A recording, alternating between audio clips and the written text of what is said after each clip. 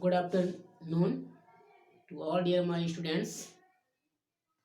This is Sanjay from Siva Coaching Center at Kamarganj. After many days, I have taken a new poem which is based on as a priest education of nature. Education of Nature is a beautiful poem which is written by William Wordsworth at English literature.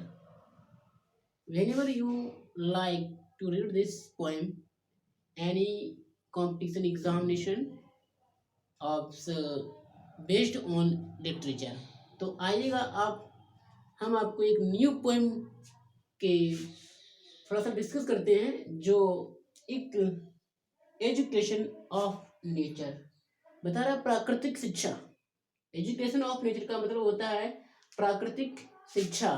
जो ये poem है William Wordsworth के द्वारा poem लिखी गई है। बहुत ही nature पर ये बेस्ड पोएम है।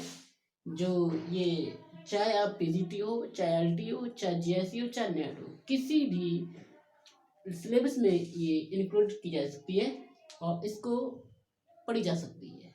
तो यहाँ पर विलियम वर्ड्सवर्थ के बारे में थोड़ा हम बता रहे हैं। He was a great priest of nature. वो प्राकृतिक पुजारी हैं जिन्होंने यह पोएम लिखी है।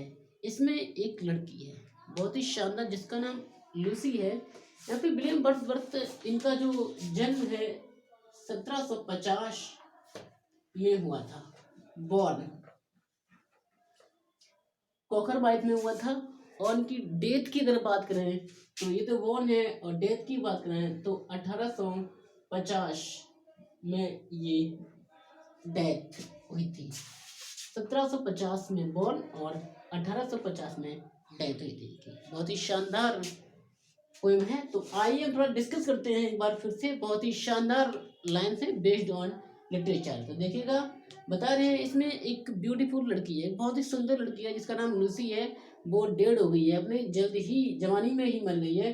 तो जो विलियम वर्ड्सवर्थ है उनकी डेथ पर, उस लड़की की डेथ पर क्या करते हैं, एकदम शोक, खुश नहीं है, मतलब दुख में है। और बता रहे हैं, देखिए क्या बता रहे हैं, कह रहे हैं 3 years, 3 साल, 3 होता है 3 और years होता है साल। She grew up in sun and shower. कह रहे हैं जो लड़की है 3 साल तक, सी ग्रीव वो पली है या विकसित हुई है या उसकी देख रेख हुई है। इन सन माने सूरज में या धूप कह सकते हैं। जो प्रकृति की जो लड़की है लूसी, वो 3 साल तक पली हुई है इन सोवर। वर्षा की बौछारों में लूसी 3 साल तक प्रकृति की गोद में पली हुई है। चाहे धूप हो, चाहे गर्मी हो, चाहे वर्षा की बूंदें हो। कहना चाह रही है she is grew up in 3 years, 3 साल तक वो प्रकृति की गोद में पली हुई है। देन तब, मतलब देन तब, नेचर से, तब प्रकृति ने कहा, प्रकृति ने कहा, क्या कहा, ए लवलियर फ्लावर। लवलियर होता है शानदार या सुंदर, ब्यूटीफुल, बहुत ही शानदार फ्लावर। कहता है तब प्रकृति ने कहा है कि इतना सुंदर फूल, इतना सुंदर फूल बता रहा है ऑन अर्थ, पृथ्वी पर। कहता है इतना सुंदर फूल ऑन पृथ्वी पर वाज नेवर सोन। शोन होता दिखाई देना। कहता है, नेचर कह रहा है कि इतना सुंदर फूल पृथ्वी पर पहले कभी नहीं हुआ था। यानी कि दूसरी भाषा में वो कहना चाह रहा है कि इस लूसी के समान इस पृथ्वी पर कोई दूसरी लड़की आज तक पैदा नहीं हुई है। Here the poet tells about a beautiful poem which is written by William Wordsworth. She said 3 years she falls, she is loving in sober and sun.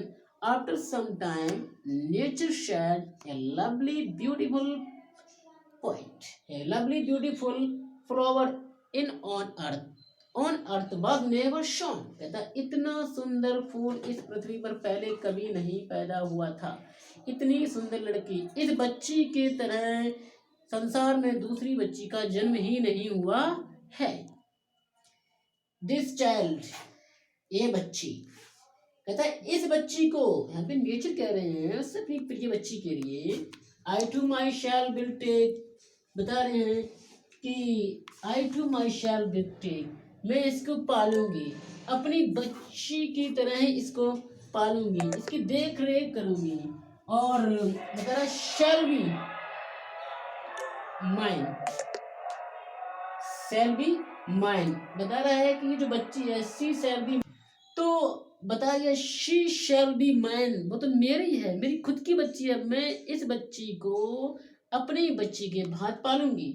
And I will make, इसे बनाऊंगी, क्या बनाऊंगी देखिएगा, a lady of my own, same अपनी भांति, इस बच्ची को मैं अपनी भांति बनाऊंगी। Myself will take to my darling be, और डार्लिंग भी होता है प्रिय, ये तो बहुत ही अच्छी बच्ची है, बहुत ही शानदार बच्ची है।